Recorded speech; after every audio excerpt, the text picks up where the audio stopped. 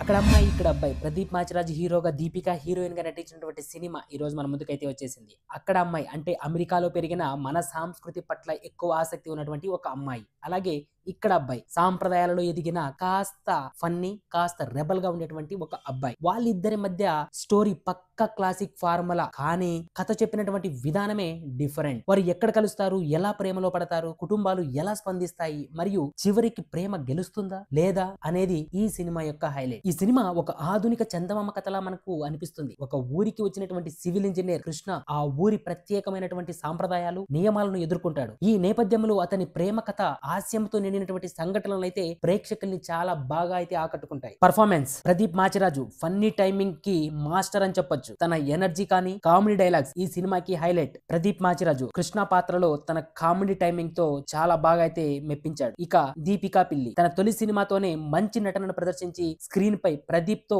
మంచి కెమిస్ట్రీని అయితే చూపించింది. ముఖ్యంగా వెన్నెల కిషోర్, సత్య, గెటప్ సీను వారి కామెడీ ట్రాక్ సినిమాకి ఒక పెద్ద హైలైట్ గా అయితే నిలిచాయి. మ్యూజిక్ రతన్ అందించినటువంటి సంగీతం ఈ సినిమాకి ప్రాణం పోసింది. ప్రతి పాట కూడా ఒక ప్రత్యేకత కలిగి ఉంటుంది. బ్యాక్గ్రౌండ్ స్కోర్ ఈ సినిమాకి ఒక బలాన్ని అయితే ఇచ్చింది. సినిమాటోగ్రఫీ అద్భుతంగా లేదు, కానీ రొటీన్ కథలోనిటువంటి పల్లెటూరి వాతావరణ దృశ్యాలు చాలా చక్కగా అయితే చూపించారు. డైరెక్షన్ పరంగా చెప్పాలంటే ఫస్ట్ హాఫ్ నుంచి మంచి హాస్యం అయితే సాగుతుంది. అయితే సెకండ్ హాఫ్ కాస్త వీక్ గా అయితే అనిపిస్తుంది. అలాగే ఈ సినిమా హైలైట్స్ గురించి కనుక చెప్పుకుంటే కొన్ని హార్ట్ఫుల్ సన్నివేశాలు ఫ్యామిలీ ఆడియన్స్ కి పక్కా ప్యాకేజ్ అని చెప్పొచ్చు. ఇక ఈ సినిమాలో కథలో కొత్తదనం లేకపోవడం, సెకండ్ హాఫ్ లో కొద్దిగా డ్రాగింగ్ అనిపించడం, అలాగే క్లైమాక్స్ జనాలకి ప్రెడిక్టబుల్ గా అనిపిస్తుంది. ఫైనల్ గా అక్కడ అమ్మాయి ఇక్కడ అబ్బాయి అనేది ఒక simple fun and feel good love story. కొత్తగా ఏమీ లేకపోయినా కూడా చూపించినటువంటి తీరు చాలా అందంగా ఉంటుంది. ఈ సినిమా రివ్యూ కనుక మీకు నచ్చినట్లయితే వెంటనే లైక్ చేయడం మర్చిపోవద్దు. అలాగే ఇప్పటికే మీరు కూడా ఈ సినిమా చూసినట్లయితే కనుక మీ యొక్క అభిప్రాయాన్ని కామెంట్ లో చెప్పండి.